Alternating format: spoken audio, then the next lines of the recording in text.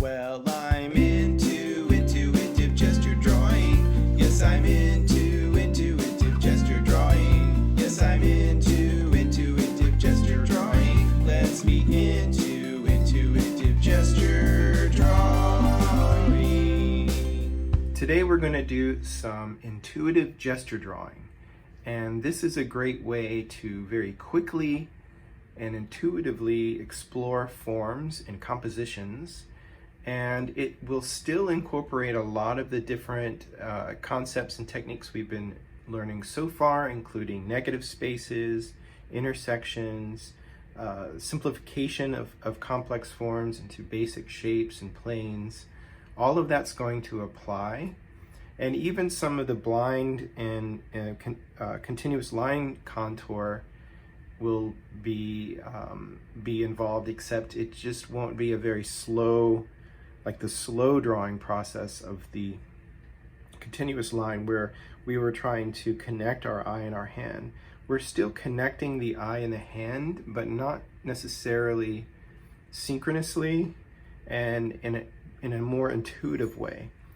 So this is a very time-honored tradition of really discovering the visual world and exploring the visual world.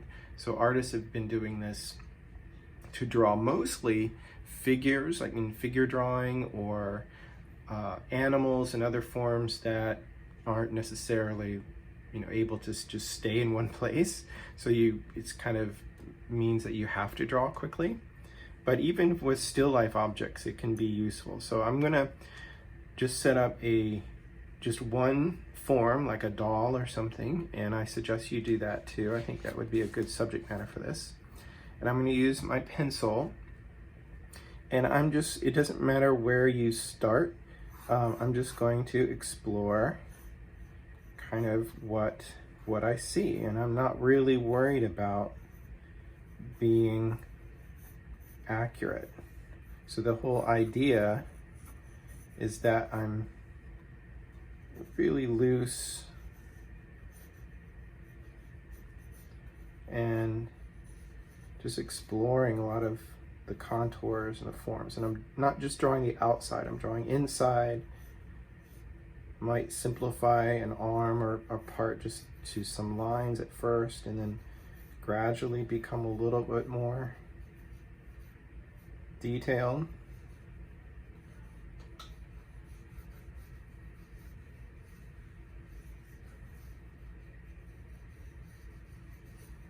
So I'm not worried at all yet about it being totally accurate. So this is one where I can change to a different vantage point.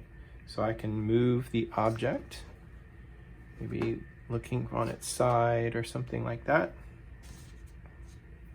So what you see in the picture may not be exactly what I'm looking at, because I'll later take pictures of what I'm looking at after I do the demo.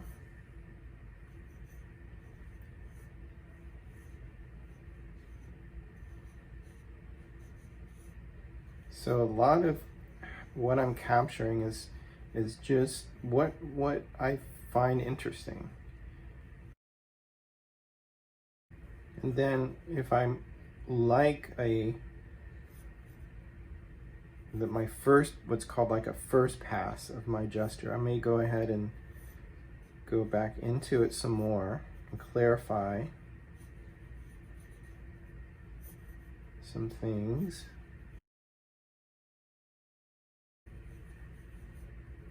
It's okay if you've exaggerated some forms, because that can actually be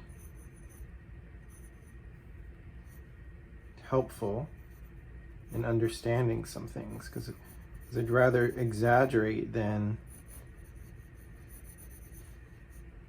I don't know what the opposite of exaggerate is, but all right, try another vantage point. It's kind of cool, maybe draw one of these forms upside down, because then you're not worried about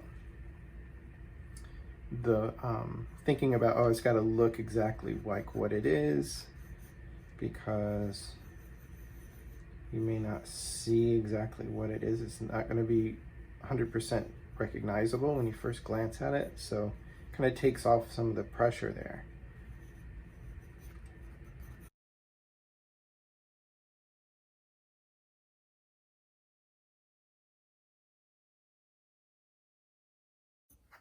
And it's okay to sometimes keep working into the same drawing, or if things get too confusing, just draw another one. So hopefully each gesture drawing won't take too long. You'll be able to draw one of these in a matter of 2 or 3 minutes.